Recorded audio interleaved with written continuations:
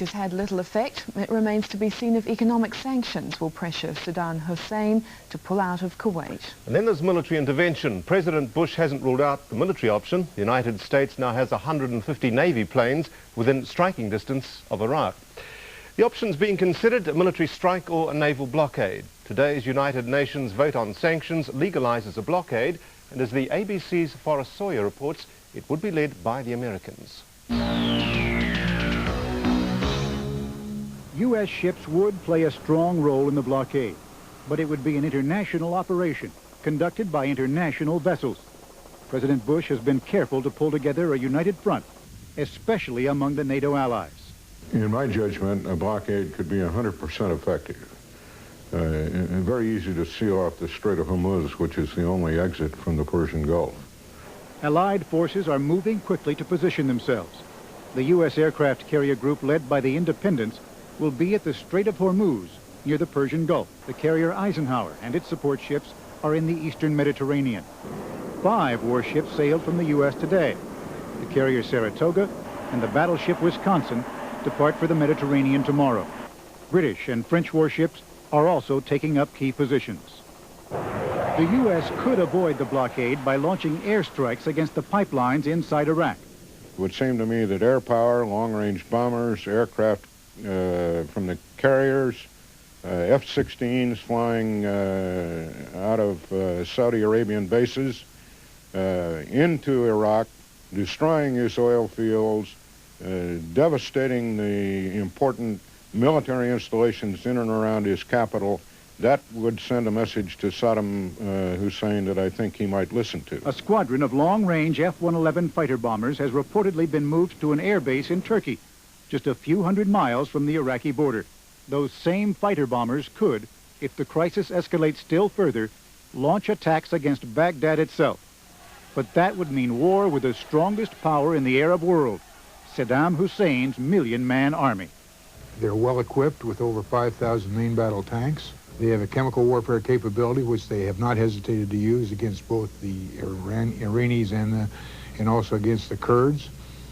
They have a formidable air force, and their leader has the will to persevere, which is very important. And what if Saddam strikes back against the quarantine of his oil supply by attacking Saudi oil fields?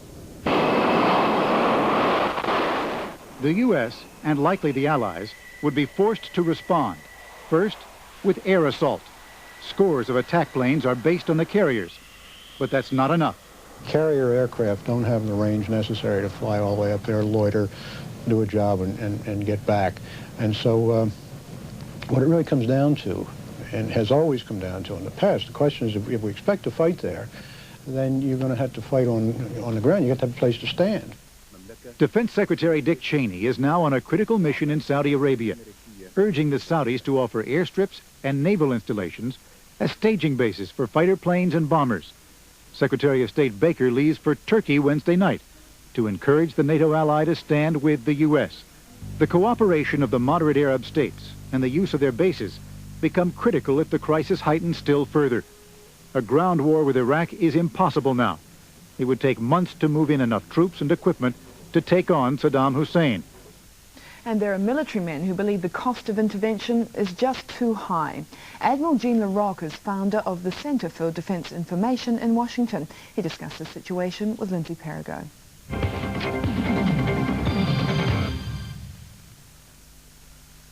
Allied naval presence gathering strength in the region, with American F-111 fighter bombers normally stationed in England, now in Turkey, just 425 miles from the Iraqi border. What's your reading of United States intentions?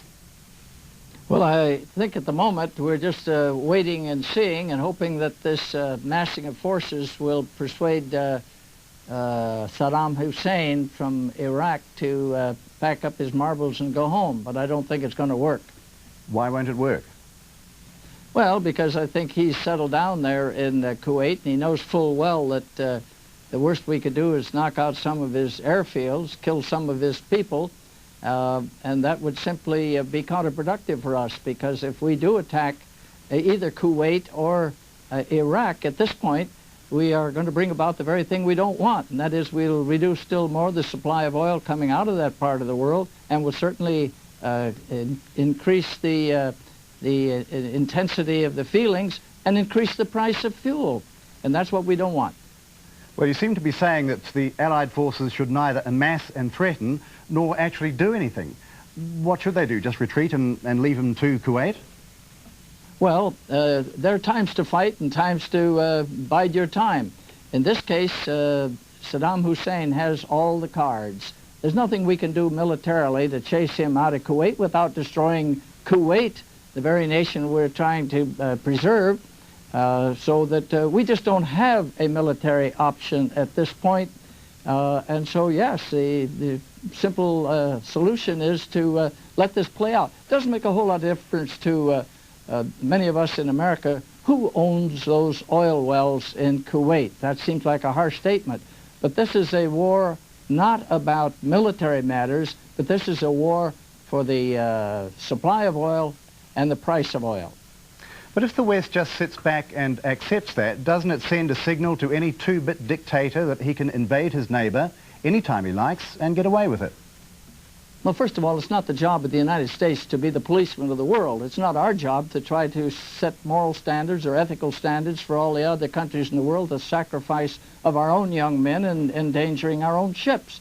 Now, if New Zealand, Australia, and Japan, and Germany, and France, and all the other countries who rely on this oil wanted to join us in some massive attack against Iraq, perhaps it would be worthwhile, but we ought not to be stuck with this job. We were once the policemen of the world. Many of us feel it's time to give up that role. But concerted military action is possible, isn't it, in this context, involving even the Soviet Union, France, Britain, and America? It's not just a case of America being the policeman. No, I think not. I think all we're going to see is people joining us on an embargo which will last for a month or two. That won't hold either because the world needs the oil. There's not anything else we can do which would be productive in terms of increasing the supply of oil and holding the price down. Any kind of military action we take will simply take the opposite effect. All right, what if he sends his tanks into Saudi Arabia? Do we do something then? Well, I think we want to keep our options open in that case, but if he sends his tanks into Saudi Arabia, I don't think we ought to move on Saudi Arabia until the Saudi Arabians say, come and help us, which is probably very unlikely, even if they are invaded by Saddam Hussein. This is an Arab fight. This is an Arab war. They're going to tear themselves apart if it goes any farther. But I don't think we're going to have to worry about Saddam Hussein going into Saudi Arabia. He's going to hold what he's got. He's winning. He's way out ahead.